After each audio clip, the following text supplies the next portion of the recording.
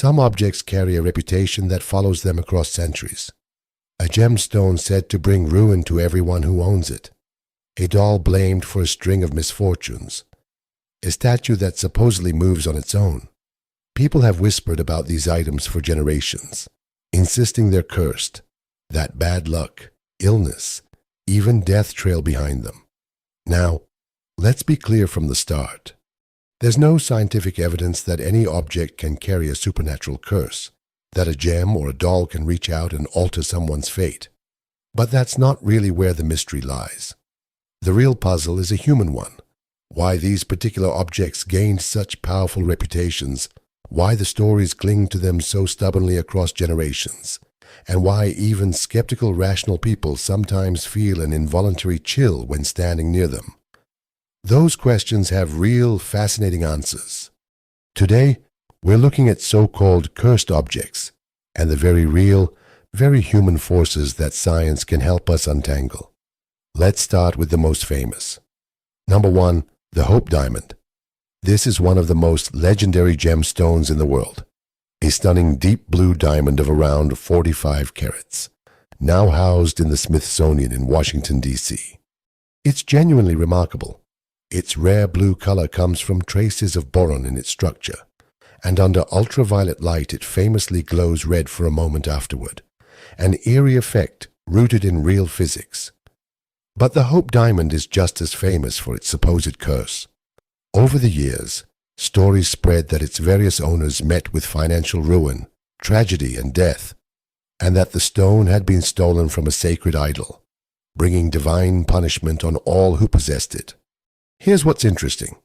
When you dig into the documented history, much of the curse story appears to have been embellished, and in some cases outright invented, particularly around the early 20th century by dealers, jewelers, and newspaper writers who understood a simple truth.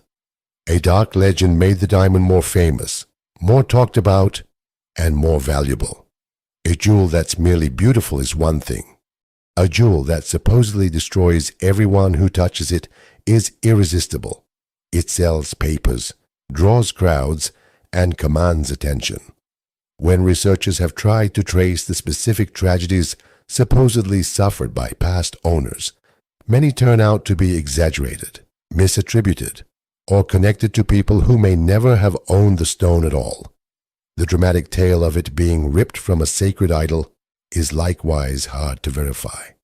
So the real mystery here isn't a supernatural curse at all.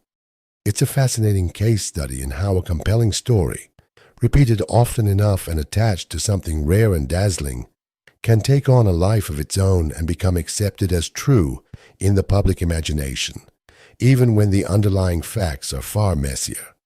The Hope Diamond ends up teaching us less about curses and more about ourselves, about marketing, myth-making, and the deep human love of a good dark tale. Number 2, the Bassano vase. This one comes from Italy, a carved wedding vase said to date back centuries.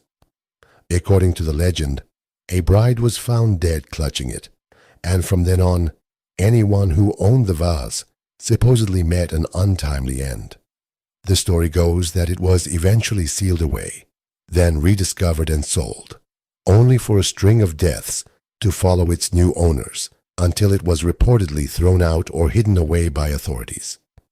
Now, the honest truth is that the Bassano vase story is very difficult to verify.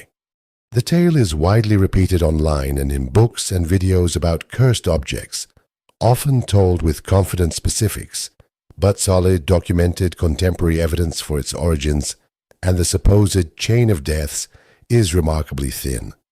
Names, dates, and records that would let a historian actually confirm the events tend to be missing. And that itself is the real, more interesting lesson. Many cursed object stories share exactly this quality. They're vivid and dramatic.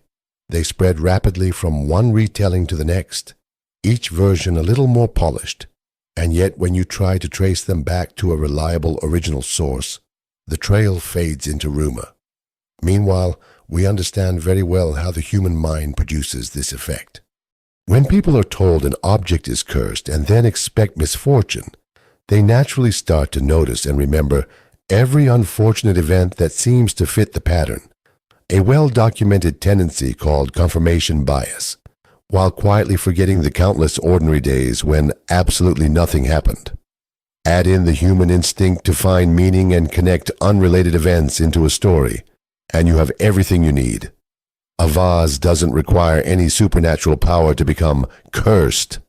It just needs a frightening tale and a human mind eager to link the dots. Number 3. The Tale of Tutankhamun's Tomb. When the tomb of the Egyptian pharaoh Tutankhamun was opened in 1922 by a team led by Howard Carter, it was a global sensation. And soon after, newspapers began reporting on a supposed curse of the pharaohs. The story gained enormous traction when Lord Carnarvon, who had funded the excavation, died a few months later from an infected mosquito bite that led to blood poisoning and pneumonia. Sensational headlines claimed that anyone who disturbed the pharaoh's rest would suffer. But here's where science offers a grounded and rather reassuring perspective. Researchers later went back and carefully studied the people connected to the tomb's opening. One analysis tracked the individuals present at key moments, such as the breaking of the seals and the opening of the sarcophagus, and compared how long they lived. The findings were clear.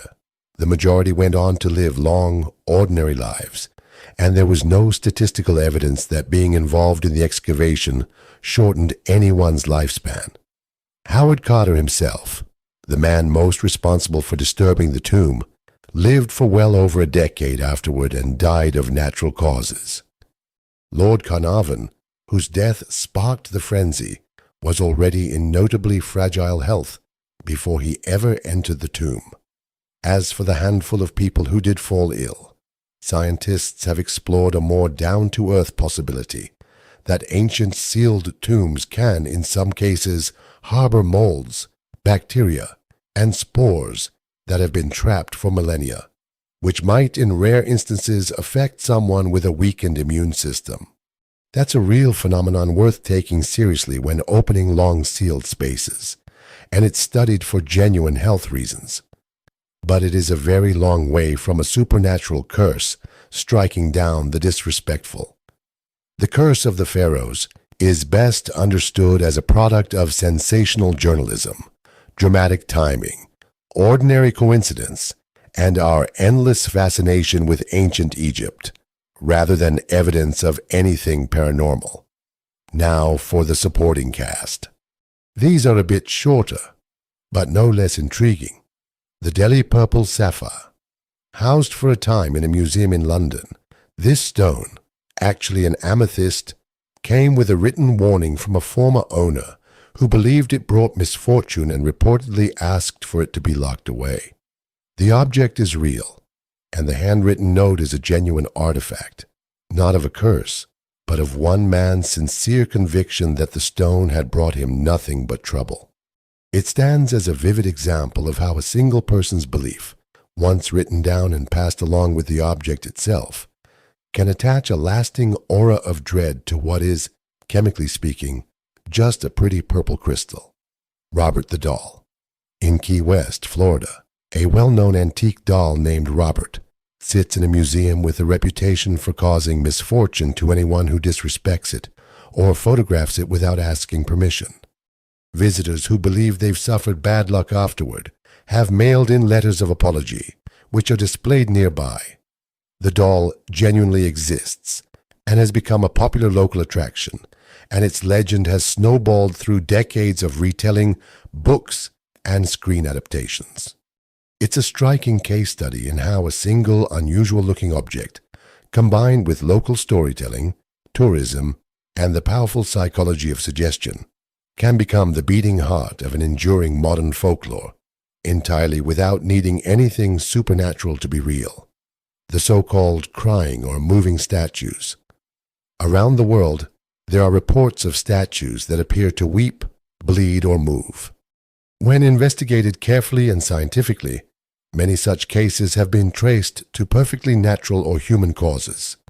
Condensation forming and running as temperatures change, porous materials like plaster or clay soaking up liquid and slowly releasing it, oils or glazes reacting to humidity, structural vibrations, and in some documented cases, deliberate hoaxes designed to attract attention or pilgrims.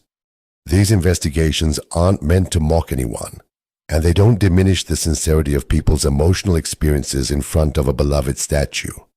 What they show is how readily ordinary physical phenomena can be interpreted as miraculous or supernatural, especially in a charged setting where faith, grief, hope, and expectation are all running high at once.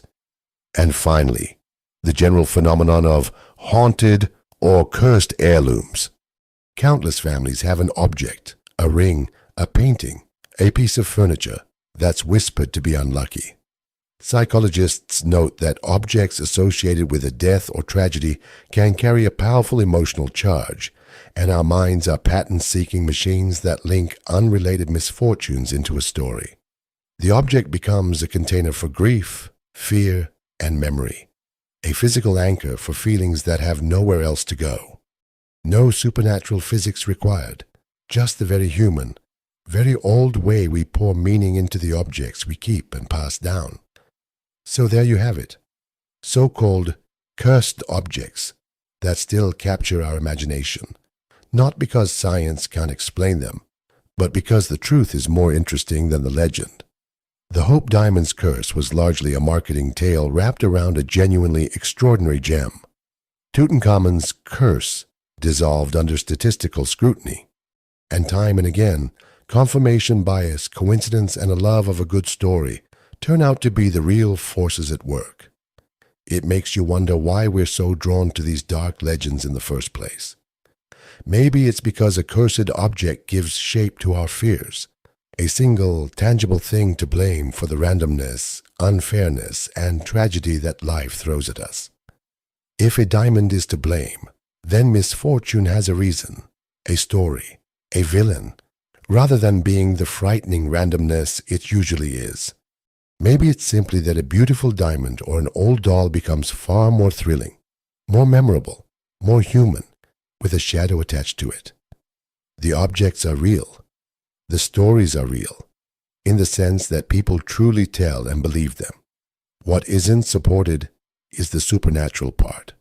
And perhaps the most fascinating mystery of all isn't hidden in the objects themselves, but in us, in the restless, storytelling human mind that looks at a silent old vase and can't help but wonder what it's hiding.